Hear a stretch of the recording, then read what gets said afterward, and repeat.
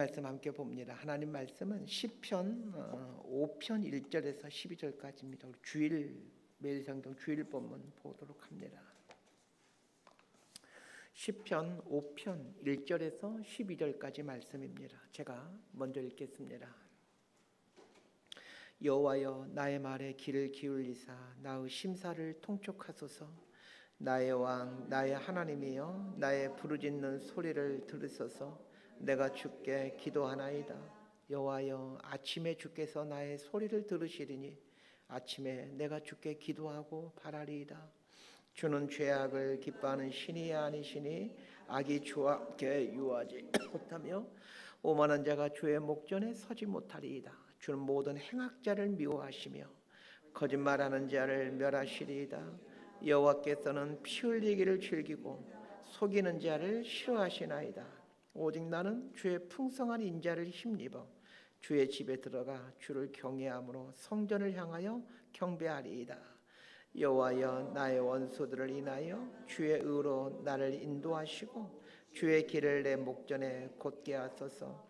저희 입에 신실함이 없고 저희 심중이 심히 악하며 저희 목구멍은 열린 무덤 같고 저희 혀로는 아첨하나이다. 하나님이여, 저희를 정죄하사 자기 꾀에 빠지게 하시고 그 많은 허물로 인하여 저희를 쫓아내소서. 저희가 주를 배역함이니이다. 12절까지 함께 읽습니다. 오직 주에게 피하는 자는 다 기뻐하며 주의 보호로 인하여 영영이 기뻐 외치며 주의 이름을 사랑하는 자들은 주를 즐거워하리이다. 여호와여, 주는 의인에게 복을 주시고 방패로 함같이 은혜로 저를 호위하시리이다. 아멘. 시편 5편은 다윗이 지은 시입니다. 시편 4편이 저녁의 기도라고 한다면 시편 5편은 아침의 기도라는 별명이 붙어 있는 시입니다. 이 시가 쓰여진 배경에 대해서 이견이 있기는 하지만 학자들은 대체적으로 이 압살롬이 반역한 때가 이 시의 배경이다라고 입을 모읍니다. 다윗의 아들인 압살롬이 다윗을 죽이고자 반역을 일으켰을 때 다윗의 마음이 어떠했을까를 생각해 보면서 이 시를 묵상했으면 합니다. 압살롬이 반역할 때 다윗은 예루살렘 성을 도망쳐 나와야만 했습니다. 그만큼 압살롬의 반란군은 상당한 세력을 형성하고 있었습니다. 그런데 이 압살롬을 따르고 있는 군대가 누구의 군대입니까? 방금 전까지 다윗의 군대였습니다. 그런데 압살롬을 따르는 이 군대가 다윗의 군대였는데 그 다윗의 군대가 이 다윗을 죽이겠다라고 지금 다윗을 뒤쫓고 있습니다. 이전까지 다윗을 따르던 사람들이 다윗을 배신하고 압살롬의 편에 서서 다윗을 죽이고자 합니다. 이때 그 다윗이 느꼈을 그 배신감은 얼마나 컸을까 생각해 봅니다. 자, 1절에서 3절까지 말씀 우리 함께 보도록 하겠습니다. 시작. 여호와여, 나의 말에 귀를 기울이사 나의 심사를 통촉하소서. 나의 왕 나의 하나님이여, 나의 부르짖는 소리를 들으소서. 내가 주께 기도하나이다. 여호와여, 아침에 주께서 나의 소리를 들으시리니 아침에 바라리이다. 1절을 보면 다윗의 마음이 얼마나 큰 고통 속에 있는지를 알게 됩니다. 여호와여, 나의 말에 귀를 기울이사 나의 심정을 헤아려 주소서. 이렇게 기도하고 있습니다. 다윗의 이 아픈 심정을 어느 누가 헤아릴 수 있겠습니까? 다른 사람이 반역을 일으켰다면 좀 나을 텐데 사랑하는 자식이 아비를 죽이겠다라고 일으킨 반역입니다. 그러니 이 아비인 다윗의 마음이 얼마나 고통스럽겠습니까? 사무엘하 15장에 보면 압살롬의 반역을 일으키는 과정이 상세히 나와 있습니다. 압살롬과 그의 군대가 예루살렘 성으로 진군해 올 때 다윗이 예루살렘 성을 급히 나와 기드론 골짜기를 건너 감난산을 넘어 도망을 갑니다. 이 기드론 골짜기를 건너 감난산을 넘었다라는 것을 보면 다윗은 요단강 건너편 지금의 요르단으로 피난 갈 생각을 하고 있었던 모양입니다. 당시에 요단강 동편에는 이 암몬이라는 나라가 있었는데 다윗이 암몬의 나하스 왕과 우호 관계를 맺고 있었기에 암몬으로 피신할 생각을 갖고 있었던 모양입니다. 암몬으로 피신할 생각을 갖고 이 감남산을 넘어가는데 이때의 상황을 성경이 이렇게 말해주고 있습니다. 사무엘하 15장 30절을 제가 읽어드리겠습니다. 다윗이 감람산 길로 올라갈 때에 그의 머리를 그가 가리고 맨발로 울며 가고 그와 함께 가는 모든 백성들도 각각 자기의 머리를 가리고 울며 올라가니라. 단순히 반란군에 의해 도망치는 상황이라면 굳이 맨발로 갈 필요가 없고 머리를 가리고 갈 필요가 없습니다. 도망가는 게 목적이라면 이 말을 타고 빨리 도망가는 게 맞죠. 그러나 머리를 풀어 헤치고 맨발로 가는 것은 지금 이 비참한 상황이 너무나도 부끄럽다라는 표현입니다. 하나님으로부터 선택받은 유일한 나라인 이스라엘에서, 이 지구상에서 하나님의 선택받은 백성이 이스라엘 민족 단 한 민족밖에 없습니다. 그 하나님께 선택받은 유일한 나라인 이스라엘에서 아들이 아비를 죽이고 왕의 자리를 차지하겠다라며 반란이 일어났는데, 이것이 다윗은 부끄럽고 또 부끄러워서 몸둘 바를 모르는 겁니다. 세상 나라에서도 아들이 일으키는 반역은 흔하지 않는데 하나님이 선택한 유일한 나라에서 이런 일이 일어났으니 이스라엘의 왕으로서 이 얼마나 창피한 일입니까? 하나님으로부터 마음에 합한 자라는 칭찬을 받았던 다윗의 삶에도 이런 이 가슴 아픈 일들이 있었다는 것을 기억했으면 합니다. 예수를 잘 믿으면 모든 것이 형통하고 평안하다라는 말은 맞는 말이기도 하지만 그러나 틀린 말이기도 합니다. 성경에 나오는 수많은 믿음의 사람들의 삶을 보면 그들의 삶이 꼭 형통하고 평안했던 것은 아닌 것 같습니다. 신실한 신앙인 중에도 사람이 감당할 수 없는 고통을 겪은 사람들이 많이 있습니다. 그러나 분명한 사실은 믿음의 사람들은 어떠한 인생 고난 앞에서도 하나님을 붙들었다는 것입니다. 오늘 본문의 다윗도 마찬가지입니다. 이 기가 막힌 상황 앞에서 다윗은 하나님을 붙듭니다. 그리고는 자신의 심정을 헤아려 달라고 간구합니다. 그렇습니다. 사람은 나의 아픈 마음을 헤아릴 수 없지만 하나님은 우리의 아픈 마음을 헤아려 줍니다.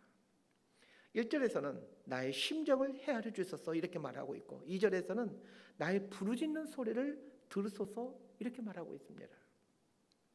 심정을 헤아려 주소서라는 말은 원문을 보게 되면 속으로 중얼거린다라는 단어를 사용하고 있는데 다윗은 속으로 중얼거리다가 또 어느 순간에는 부르짖기도 합니다. 우리도 그러죠. 마음속 깊은 곳에서 하나님을 향해서 중얼거리다가 어느 순간에는 감정이 복받쳐 소리쳐 부르짖기도 합니다. 저는 두려운 상황 앞에서 떨고 있는 이 다윗 왕을 생각해 봅니다. 다윗 왕도 두려운 상황 앞에서 떨고 있습니다. 우리는 다 연약하여 무서운 상황 앞에 직면할 때 두려워 떨게 됩니다. 그러나 인간의 이러한 연약함은 하나님을 붙들게 하는 출발점이 됩니다. 하나님을 붙들고 사는 사람에게 나타나는 전형적인 모습이 기도입니다. 이 시편에 등장하는 다윗의 시들을 유심히 한번 보시길 바랍니다. 다윗의 시를 통해 다윗의 삶을 두 개로 설명할 수가 있는데 하나는 찬양이고 하나는 기도입니다.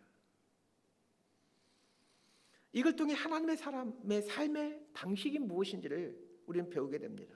기도와 찬양입니다. 기도가 깊어지면 결국은 찬양으로 이어집니다. 오늘 본문인 시편 5편도 잘 보시길 바랍니다. 1절부터 10절까지는 간절히 기도한다라는 내용이다가 결론 부분인 11절과 12절을 보면 기뻐하고 즐거워한다라는 내용, 즉 찬양으로 결론을 맺고 있습니다. 상식적으로 생각해 보십시오. 다윗이 기도하는 순간 즉각 그 기도가 응답되어 문제가 해결됐기 때문에 11절과 12절에서 기뻐하고 즐거워하는 것이 아닙니다. 여전히 문제는 해결되지 않는 상태이고 그 문제는 현재 진행형입니다. 그러나 기도가 깊어지면 문제가 해결되지 않아도 하나님을 찬양할 수 있게 되고 즐거워하고 기뻐할 수 있게 됩니다. 이 삶의 문제의 해결 여부가 내 삶의 모양을 결정한다라면 수준이 아직 낮은 단계입니다. 그러면 삶의 문제가 해결되지 않았음에도 어떻게 찬양하고 어떻게 즐거워하고 기뻐할 수 있을까요? 하나님이 어떠한 분이신지를 알게 되기 때문입니다. 그래서 보십시오. 4절부터 10절까지의 이 하나님이 어떤 분이신가가 나오는데 이것은 하나님에 대한 다윗의 신앙 고백입니다. 자, 4절부터 7절까지 말씀을 함께 보겠습니다. 시작. 주는 죄악을 기뻐하는 신이 아니시니 악이 주와 함께 유하지 못하며 오만한 자가 주의 목전에 서지 못하리이다.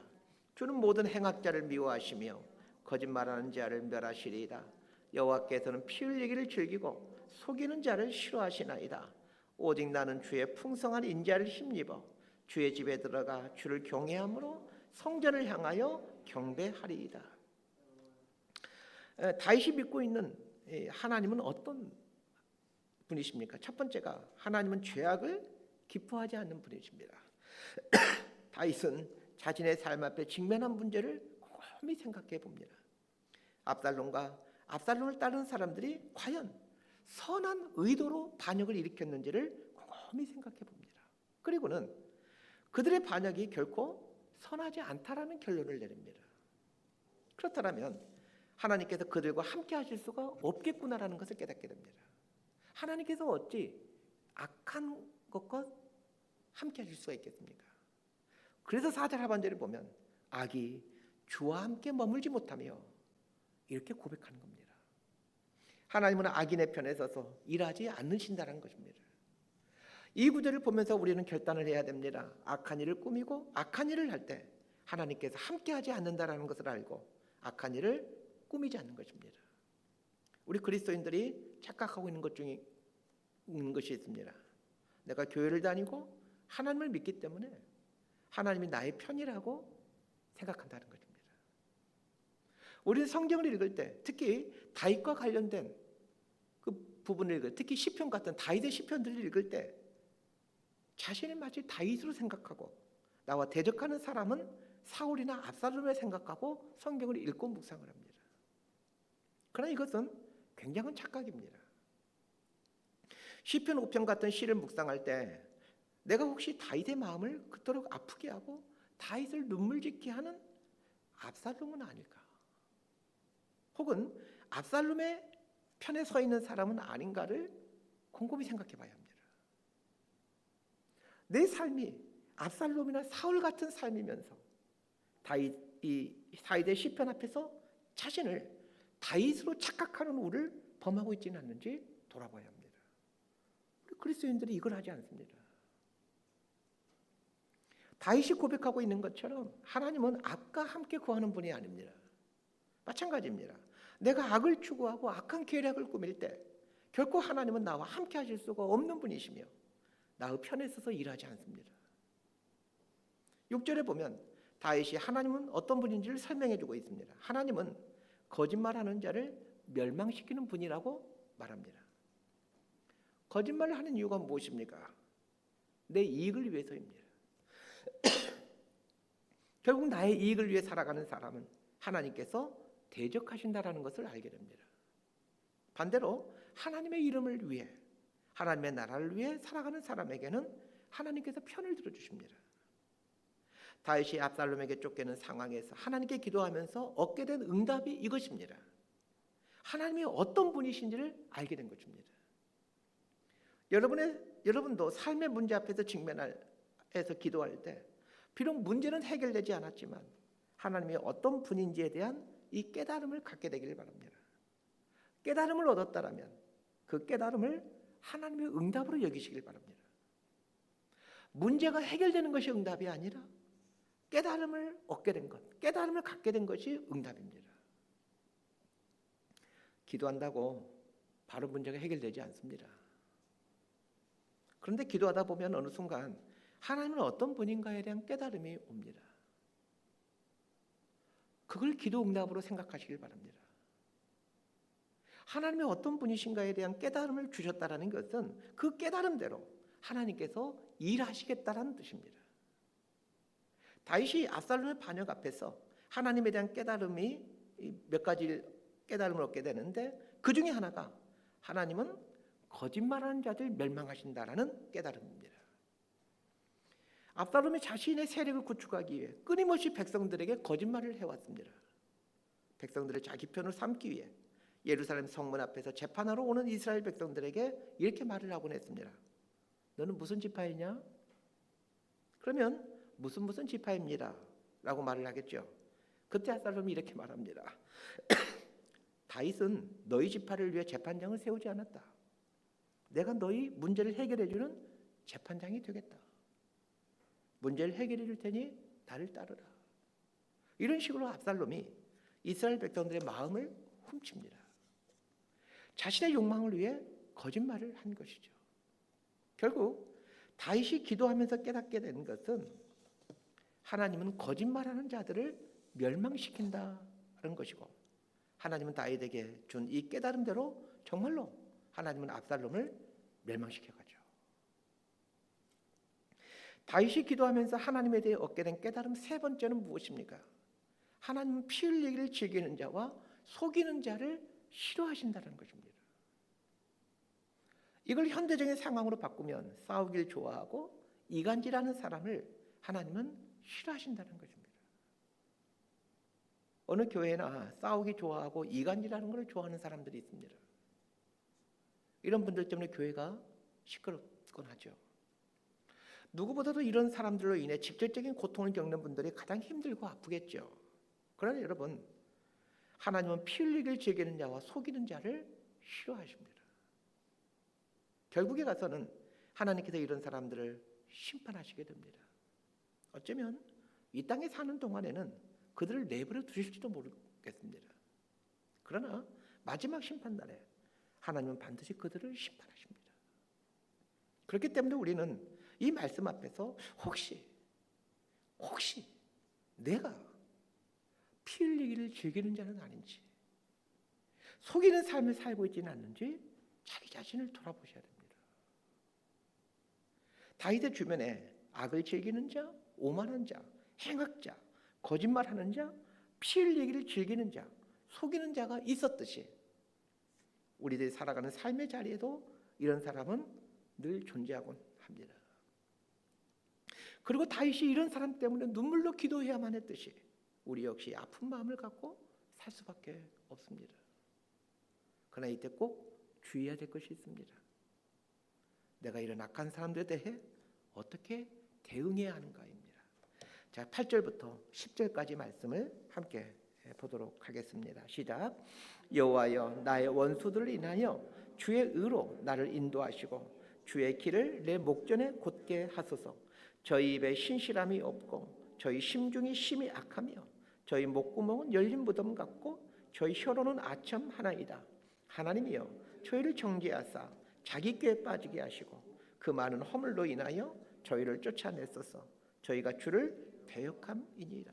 8절을 보면 여호와여, 나의 원수들로 말미암아 주의 의로 나를 인도하시고 주의 길을 내 목전에 곧게 하소서, 이렇게 간구하고 있습니다. 원수들의 악함 때문에 내 삶이 고통스럽고 힘이 드는데 그때 나도 사람인지라 눈에는 눈, 이에는 이의 방식으로 그들에게 복수하고픈 마음이 생깁니다. 사람은 어쩔 수가 없습니다. 악하면은 악함으로 대응하고 싶어합니다. 그러나 악함을 악함으로 대응하면 하나님의 은혜를 입기가 어렵습니다. 나의 원수들로 말미암아 주의 의로 나를 인도해 달라라는 이 말은 원수들의 악한 방법으로 대응하지 않고 하나님의 방법으로 대응할 수 있도록 힘을 달라는 말입니다. 원수들의 악함 앞에서 나 역시 악함을 동원하여 대응하게 되면 하나님께서 악한 사람들을 심판하듯 나 역시 하나님의 심판에서 예외가 될 수 없다라는 것을 다윗은 잘 알고 있습니다. 그래서 보세요. 끝까지 다윗은 압살롬과 그를 따르는 사람들의 악함에 대해 하나님의 방법을 선택해 갑니다. 결국 하나님께서 다윗의 손을 들어주십니다. 말씀 정리합니다. 다윗 같은 하나님의 마음에 합한 사람의 주변에도 다윗을 대적하는 수많은 사람들이 있었습니다.